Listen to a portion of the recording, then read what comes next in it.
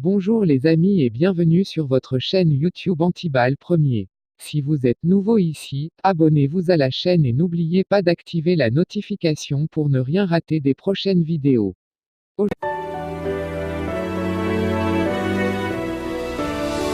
Nous allons parler des mois bibliques de l'année. C'est parti, les mois de l'année. Nous notons bien que le récit de Noé dans Genèse chapitre 7 verset 11 et Genèse chapitre 8 versets 4 et 5 ne mentionnent aucun nom de mois mais plutôt leur numérotation. Il est clair que des siècles de captivité ont emmené le peuple de Dieu à accepter et à adopter le calendrier des Égyptiens. Ce qui a amené Dieu sans doute à leur dire ce qui suit dans l'Exode chapitre 12 verset 2 avant leur sortie d'Égypte. Ce mois-ci sera pour vous le premier des mois, il sera pour vous le premier des mois de l'année.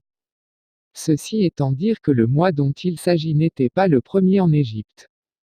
Dieu établit ainsi pour son peuple le calendrier qu'il reconnaît et que son peuple doit suivre. Quel est le premier mois du calendrier de Dieu?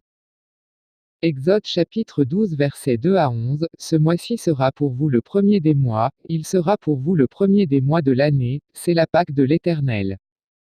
Ainsi le premier mois de l'année est celui dans lequel la Pâque se célèbre.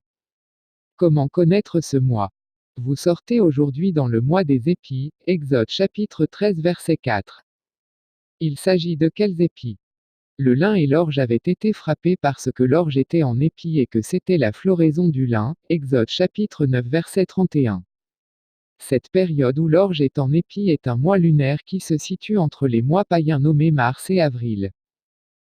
En NB, on peut lire dans Deutéronome chapitre 16 verset 1, Dieu dit, observe le mois des épis et célèbre la Pâque en l'honneur de l'Éternel, ton Dieu, car c'est dans le mois des épis que l'Éternel, ton Dieu, t'a fait sortir d'Égypte, pendant la nuit. À part le premier mois, que Dieu a étroitement lié à une culture de l'année comme repère afin de nous situer dans le temps, le reste des mois sont numérotés par Dieu. Voir Zacharie 7 versets 4 et 5.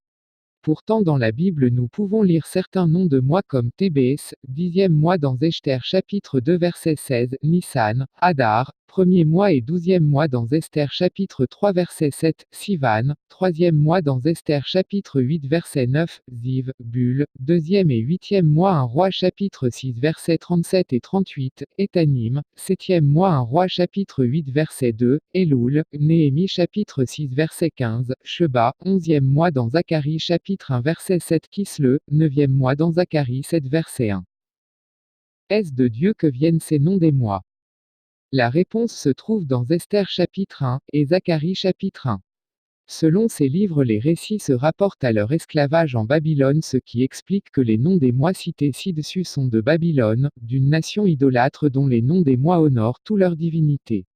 C'est pourquoi dans Jérémie chapitre 10 verset 1, Dieu leur fit cette recommandation, n'imitez pas la voix des nations, mais malgré cet ordre les Juifs ont imité le calendrier babylonien jusqu'aujourd'hui. Dieu fit écrire par Luc dans Luc chapitre 1 verset 26 ce qui suit, au 6e mois, on lit bien au 6e mois, l'ange Gabriel fut envoyé par Dieu, etc. Or le 6e mois chez les Hébreux, est soit le mois d'Adar ou le mois Elul selon leur type d'année. Fait dire au 6e mois, au lieu du nom qu'ils lui ont donné, montre combien de fois Dieu est en désaccord avec le calendrier babylonien que les Juifs ont copié. Ainsi dit, les noms que nous connaissons des mois de l'année aujourd'hui des Hébreux et des Romains honorent tous des dieux et des hommes et leurs ordres sont en déphasage avec celui de Dieu. Que celui qui a l'intelligence comprenne ce que Dieu dit.